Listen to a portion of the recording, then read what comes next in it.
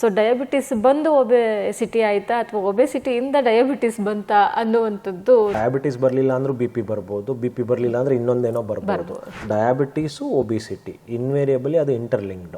ಕ್ಯಾಲೋರೀಸ್ನ ಕಮ್ಮಿ ತಗೋಬೇಕು, ಪ್ಲಸ್ ಅದನ್ನ ಬರ್ನ್ ಮಾಡಬೇಕು, ಆಕ್ಟಿವಿಟಿ ಮಾಡಿ.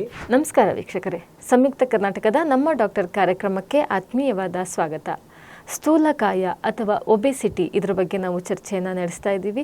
ಇಂದಿನ ಕಾರ್ಯಕ್ರಮದಲ್ಲಿ ನಮ್ಮೊಂದಿಗಿದ್ದಾರೆ ನಾಡಿನ ಖ್ಯಾತ ವೈದ್ಯರಾಗಿರುವಂತಹ, ಅದರಲ್ಲೂ ಲ್ಯಾಬ್ರೋಸ್ಕೋಪಿಕ್ ಹಾಗೂ ಬೇರಿಯಾಟ್ರಿಕ್ ಸರ್ಜನ್ ಆಗಿರುವಂತಹ ಡಾಕ್ಟರ್ ನಿರಂಜನ್ ಪಿ ಅವರು ಇದ್ದಾರೆ. ಸರ್, ಕಾರ್ಯಕ್ರಮಕ್ಕೆ ಆತ್ಮೀಯವಾದ ಸ್ವಾಗತ. ಸರ್, ಇವಾಗ ಸ್ಥೂಲಕಾಯ ಅಂದ ತಕ್ಷಣ ಡಯಾಬಿಟಿಸ್ ಜೊತೆಗೆ ಸೇರ್ಕೊಳ್ಳುತ್ತೆ. ಸೊ ಡಯಾಬಿಟಿಸ್ ಬಂದು ಒಬೆಸಿಟಿ ಆಯ್ತಾ ಅಥವಾ ಒಬೆಸಿಟಿಯಿಂದ ಡಯಾಬಿಟಿಸ್ ಬಂತಾ ಅನ್ನುವಂಥದ್ದು ಒಂದು ಪ್ರಶ್ನೆ. ಇದೆರಡು ಒಂಥರ ಅಣ್ಣ ತಮ್ಮಂದ್ರು, ಸಹೋದರ ತರ ಜೊತೆಗೆ ಮೊಟ್ಟೆ ಮೊದಲು ಬಂತ ಕೋಳಿ ಮೊದಲು ಬಂತ ಅನ್ನೋ ತರ ಆಗುತ್ತೆ. ಸೊ ಜನರಲಿ ಒಬಿಸಿಟಿ ಬಂದಾದ್ಮೇಲೆ ಇನ್ವೇರಿಯಬಲಿ ಅದ್ರ ಜೊತೆಗೆ ಡಯಾಬಿಟಿಸ್ ಬಂದೇ ಬರುತ್ತೆ ಅಂತ ಹೇಳಕ್ಕಾಗಲ್ಲ, ಬಟ್ ಮೆಜಾರಿಟಿನಲ್ಲಿ ಬರುತ್ತೆ. ಓಕೆ, ಸೊ ಡಯಾಬಿಟಿಸ್ ಬರಲಿಲ್ಲ ಅಂದ್ರೂ BP ಬರ್ಬೋದು, BP ಬರಲಿಲ್ಲ ಅಂದ್ರೆ ಇನ್ನೊಂದೇನೋ ಬರ್ಬೋದು. So but diabetes one of the large majority of the population, obese population ಅಲ್ಲಿ ಬರುತ್ತೆ.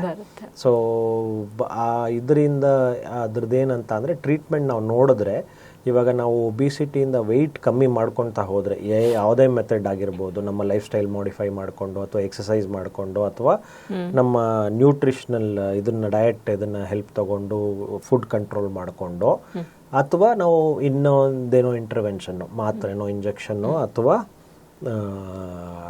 ಇದು ಸರ್ಜರಿ ಮಾಡಿನೋ, ಬೇರಿಯಾಟ್ರಿಕ್ ಸರ್ಜರಿ ಮಾಡಿನೋ, ನಾವು ಏನು ನೋಡಿದ್ದೀವಿ ಅಂತ ಅಂದರೆ ವೆಯ್ಟ್ ಕಮ್ಮಿ ಆಗ್ತಾ ಆಗ್ತಾ ಹೋದಂಗೆ ಡಯಾಬಿಟಿಸ್ ಲೆವೆಲ್ ಕೂಡ ಕಮ್ಮಿ ಆಗ್ತಾ ಹೋಗುತ್ತೆ. ಸರ್ಜರಿ ಮಾಡಾದ್ಮೇಲೆ ಎಸ್ಪೆಷಲಿ ಒಂದು 70-80% ಜನಕ್ಕೆ ಸಕ್ಕರೆ ಕಾಯಿಲೆ ಕೂಡ ಹೊರಟೋಗ್ಬಿಡುತ್ತೆ.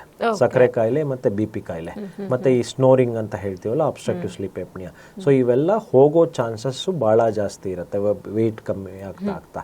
ಸೊ ಆದ್ರಿಂದ ನಾವೇನು ಹೇಳೋದು ಅಂತ ಅಂದ್ರೆ, ಸೊ ಡಯಾಬಿಟೀಸು ಒಬಿಸಿಟಿ ಇನ್ವೇರಿಯಬಲಿ ಅದು ಇಂಟರ್ಲಿಂಕ್ಡ್. ಸೊ ಇದೆಲ್ಲ ಒಂದು ಚೈನ್ ಆಫ್ ಸಿಂಪ್ಟಮ್ಸ್ನ ನಾವು ಮೆಟಬಾಲಿಕ್ ಸಿಂಡ್ರೋಮ್ ಅಂತ ಹೇಳ್ತೀವಿ.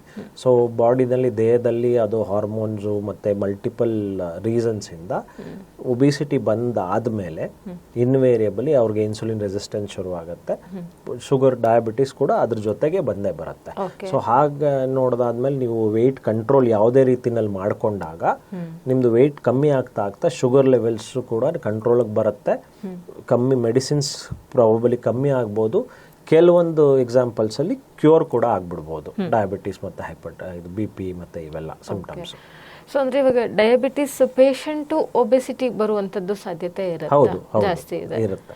ಓಕೆ, ಸೊ ಈ ತರ ಇವಾಗ ಡಯಾಬಿಟಿಸ್ ಪೇಷಂಟ್ಗಳು ಒಬೆಸಿಟಿ ಬರದೇ ಇರುವ ಹಾಗೆ ಯಾವ ತರ ಪ್ರಿಕಾಷನರಿ ತಗೊಬಹುದು? ಡಯಾಬಿಟಿಸ್ ಪೇಷಂಟ್ಗಳು ಅಗೇನ್ ಅದನ್ನೇ ಡಯಾಬಿಟಿಸ್ ಹೆಂಗ್ ಕಂಟ್ರೋಲ್ ಮಾಡಬೇಕು, ಇದ್ರದ್ದು ಕೂಡ ಅದೇ ತರನೇ ಸೇಮ್. ಡಯಾಬಿಟಿಸ್ ಪೇಷಂಟ್ಸು ಸಕ್ಕರೆ ಪದಾರ್ಥಗಳನ್ನ ಕಮ್ಮಿ ತಗೋಬೇಕು, ಕ್ಯಾಲೋರೀಸ್ನ ಕಮ್ಮಿ ತಗೋಬೇಕು, ಪ್ಲಸ್ ಅದನ್ನ ಬರ್ನ್ ಮಾಡಬೇಕು, ಆಕ್ಟಿವಿಟಿ ಮಾಡಿ.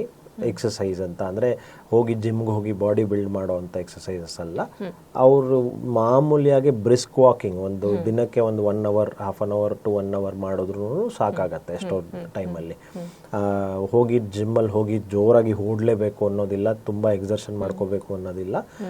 ಸಿಂಪಲ್ ವಾಕಿಂಗ್, ಅದ್ರ ಜೊತೆಗೆ ನಿಮ್ದು ಮಸಲ್ ಬಲ್ಕ್ ಮತ್ತೆ ಇದನ್ನ ಅಬೌವ್ 40 ಏನಾಗುತ್ತೆ, ಮಸಲ್ಸ್ ವೀಕ್ ಆಗ್ತಾ ಹೋಗುತ್ತೆ ನಾವು ಪ್ರೋಟೀನ್ ಅಂಶ ಸರಿಗೆ ತಗೊಂಡಲೇ ಇದ್ದಾಗ.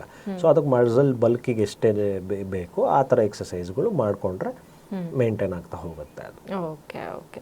ಸೊ ಹಾಗಂತಂದ್ರೆ ಇದು ಒಳ್ಳೆ, ಅದೇ ಸರ್ ಹೇಳ್ದಂಗೆ ಕೋಳಿ ಮೊದಲ ಮೊಟ್ಟೆ ಮೊದಲ ಅಂದಂಗೆ ಒಬೆಸಿಟಿ ಇದ್ದವರು ಶುಗರ್ ಬರೋ ಚಾನ್ಸಸ್ ಇರುತ್ತೆ. ಸೊ ಅವರು ಎಚ್ಚರಿಕೆ ಆಗಿರಬೇಕು. ಹಾಗೆ ಡಯಾಬಿಟಿಸ್ ಪೇಷಂಟ್ಗಳಿಗೂ ಕೂಡ ಒಬೆಸಿಟಿ ಬರೋ ಚಾನ್ಸಸ್ ಇರುತ್ತೆ. ಹಾಗಾಗಿ ಅವರು ಎಚ್ಚರಿಕೆಯಿಂದ ಇರಬೇಕು. ಅದೇ ಸಿಂಪಲ್ ಟ್ರಿಕ್ಸ್ ಕೂಡ ಹೇಳಿದ್ದಾರೆ. ದಿನಕ್ಕೆ ಅರ್ಧ ಗಂಟೆ ವಾಕ್ ಮಾಡಿ ಸಾಕು, ಅಷ್ಟೇ ನಿಮಗೆ ಟ್ರೀಟ್ಮೆಂಟ್ ಸಾಕಾಗತ್ತೆ ಅಂತ ಹೇಳಿ. ಎಷ್ಟೊಂದು ಕಾರಣಗಳಲ್ಲಿ ನೀವು ಡಯಟ್ ಕಂಟ್ರೋಲ್ ಮಾಡ್ಕೊಂಡು ಅರ್ಧ ಗಂಟೆ ಅಥವಾ 1 hour ನೀವು ವಾಕ್ ಮಾಡಿದ್ರೆ ನಿಮ್ದು ಕ್ಯಾಲೋರಿ ಕೌಂಟ್ ಕಂಟ್ರೋಲ್ ಅಲ್ಲಿ ಇಟ್ಕೊಂಡ್ರೆ ಒಬಿಸಿಟಿ ಆಗದಲ್ಲೇ ಇರುತ್ತೆ. ಹೌದು, ಇದು ಕೇವಲ ಡಯಾಬಿಟಿಸ್ ಅಥವಾ ಒಬೆಸಿಟಿ ಎರಡಕ್ಕೆ ಅಂತಲ್ಲ, ಬೇರೆ ಎಲ್ಲಾ ತರದ ಆರೋಗ್ಯ ಸಮಸ್ಯೆಗಳಿಗೂ ಕೂಡ ಅರ್ಧ ಗಂಟೆಯ ವಾಕ್ ನಿಮಗೆ ಯಾವುದೇ ಮೆಡಿಸಿನ್ ಇಂದ ನೀಡಲಾರದ ಪರಿಹಾರವನ್ನ ನೀಡಬಹುದು ಅನ್ನುವಂಥದ್ದು ವೈದ್ಯರ ಮಾತಾಗಿತ್ತು.